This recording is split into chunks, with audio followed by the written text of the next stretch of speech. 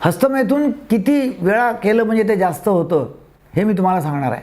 हस्तमैथुन किती वेळा केलं तरी जास्त होत नाही. फक्त 3 चुका त्या करतात, त्या चुका करायला नकोत.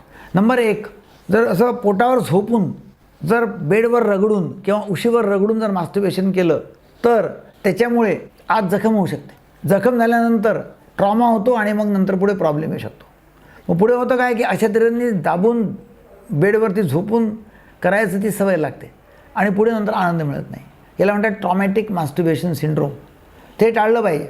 जर सवय लागली असेल तर 2 आठवडे पूर्णपणे बंद करा आणि नंतर लुब्रिकंट वापरून हस्तमैथुन करा. Number 1. Number 2, death grip phenomena. म्हणजे काय की हस्तमैथुन असं लिंग आहे तर असं खूप दाबायचं कर्कचून अग्रेसिव्हली आणि स्पीडने हस्तमैथुन करायचं. आता अशी जर सवय लागली तर ही पण घातक आहे. कारण लग्न झाल्यानंतर वजाना एवढी ग्रीप घेत नाही, वजानामध्ये एवढं पकड येत नाही आणि नंतर मग तुम्हाला आनंदच मिळणार नाही. त्यामुळे असं जे हस्तमैथुन आहे ते पण वाईट आहे. तिसरं जे आहे ते आहे की मास्टरबेशन करताना लिंग असं मोडणे फोर्सफुली किंवा अर्धवट ताठरता आलेली आहे तर ते घासून घुसून त्याला टाईट करणे आणि मास्टरबेशन करणे.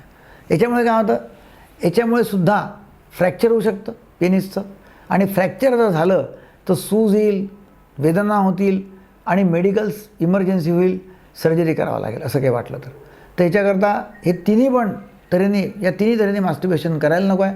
मास्टरबेशन सिम्पली जे आहे ते आनंदाने आरामशीर शांत वातावरणात आरामात करायचं आहे. हे केलं तर मास्टरबेशन किती वेळा करा केव्हाही जास्त होणार नाही.